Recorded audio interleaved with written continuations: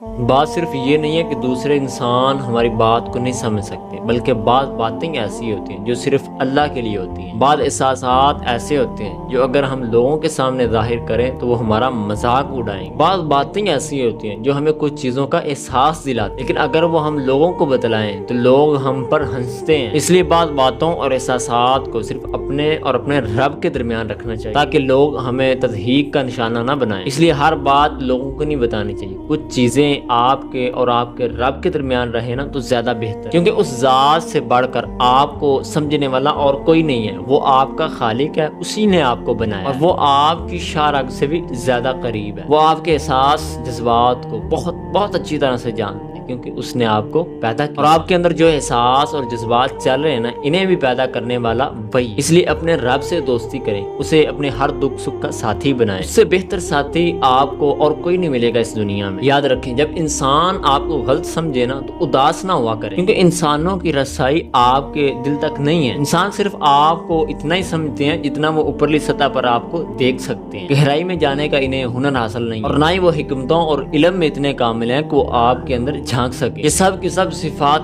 آپ کے رب کے ساتھ ہی منسلک ہیں۔